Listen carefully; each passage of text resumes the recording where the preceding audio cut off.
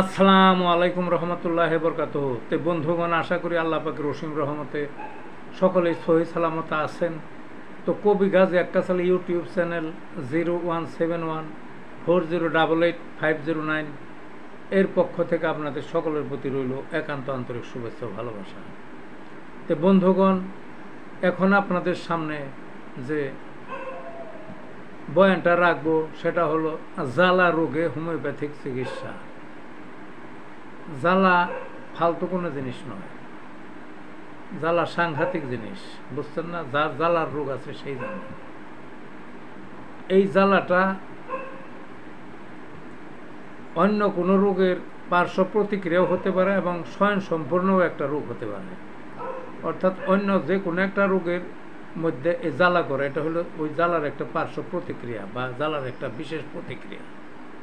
আর একটা শুধুই জ্বালার রোগ, বুঝছেন না? এই রোগটা পুরুষের চেয়ে মহিলাদের সংখ্যা অনেক বেশি।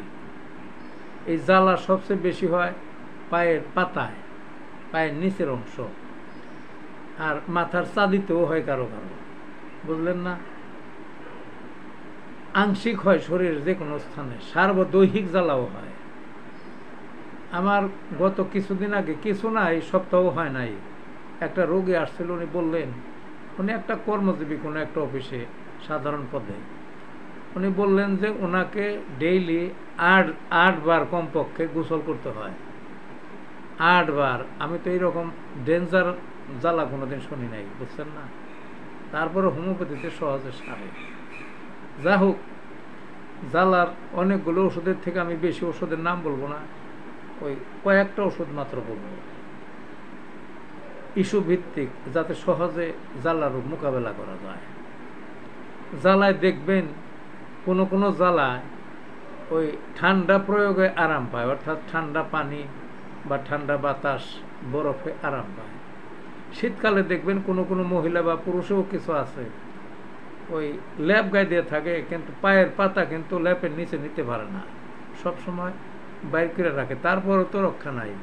ওই মাঘ মাসের শীতে রাত্রে মাঝে মাঝে উঠে ওই পা ওকে আবার ঠান্ডা পানিতে ভিজাইতে হয়, বারবার ঢালতে হয়, বা একটু বাইরে যে পায়চারি করে খোলা জায়গা রেখে, এমন জ্বালার জ্বালা, বুঝছেন না?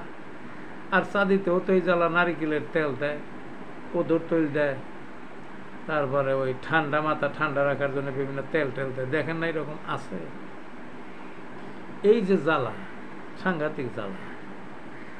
আবার কি ওই কোনো কোনো রোগের সাথে তো জ্বালা আছে, বললাম না যে পাইলস রোগ হয় গুজ্জদারে, সেখানে তার সাথে জ্বালা। এক জায়গায় একটা ঘা পাচরা হইলো জ্বালা, ক্যান্সার হইলো তার মধ্যে জ্বালা, গ্যাংগ্রিন হইলো তার মধ্যে জ্বালা, ভীষণ জ্বালা। এমন জ্বালা, কোনো কোনো জ্বালা মনে হবে যে মরিচ বাইটা রাখছে, সেনা যে ঝালের যে শুকনো মরিচ না বেটে রাখছে, ডলে দিয়ে রাখছে, এমন জ্বালার জ্বালা। যাই হোক, এখন আসি আসল কথায়।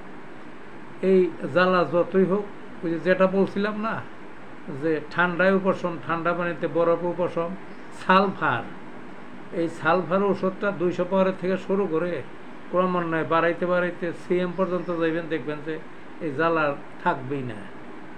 মানে স্বয়ং একক জ্বালাই হোক শুধু, আর অন্য রোগের সাথে হোক, সেই রোগ সহই সেরে যাবে, বুঝলেন না? তাইলে এইটা গেল ঠান্ডা পানিতে যে বা ঠান্ডা প্রয়োগে যে জ্বালার উপশম হয় সেটার কথা গেল। আরেকটা কি, সেটা হলো ওই গরম প্রয়োগে, গরম পানিতে আরাম লাগে সেই জ্বালায়, বুঝছেন না? হয়তো জ্বালা, খুব জ্বালা, কিন্তু একটু গরম পানি ঢাললে সে আরাম পায়। সেই জ্বালা হলো আর্সেনিক অ্যাল্প। আর্সেনিক অ্যাল্প এত খাওয়ান লাগে না, এটা একটা বিষ জাতীয় জিনিস। আর্সেনিক অ্যাল্প আর বিষ জাতীয় জিনিস মানে এটা কিন্তু ঔষধ, কিন্তু হোমিওপ্যাথিকের কাজে বেশি খাওয়া লাগে না। ওই ২০০ পাওয়ারের থেকে শুরু করবেন, মাঝে মাঝে কিছু কিছু খাওয়াবেন সিএম পর্যন্ত, দেখবেন ওই গরম পানি প্রয়োগে যে জ্বালা উপশম হয় সেই জ্বালা থাকবে না। আরেকটা ওষুধ বলবো, এই শেষ, মেডোরিনা। সে ওটা ডেঞ্জার জ্বালা, ডেঞ্জারাস অবস্থা, বুঝছেন না? একেবারে আপনার ওই সে ওটা ওই ঠান্ডা পানি, বরফ টরফ ইত্যাদি দিলে ভালো লাগে, এই ওষুধটাও ব্যবহার করতে পারেন। গরম প্রয়োগে আরাম লাগে, এই ওষুধটাও ব্যবহার করতে পারেন। তবে দেখবেন যে জ্বালার রোগ এটা, তার যদি স্মৃতিশক্তির একটু দুর্বলতা থাকে, তাহলে মেডোরি নাম ওই 200 থেকে শুরু করে সিএম পর্যন্ত যাবেন, দেখবেন সম্পূর্ণরূপে ভালো হয়ে যাবে। বুঝলেন না? কাজে হোমিওপ্যাথিকের কাছে জ্বালার রোগ এটা রোগই না, এবং এই রোগীটা লক্ষ লক্ষ আছে আমাদের দেশে, লক্ষ লক্ষ বহু লক্ষ কষ্ট করে রয়েছে, যে এটা সারে এমনি বা ইত্যাদি ইত্যাদি, এটা একটা রোগ হলো কিনা কষ্ট করে।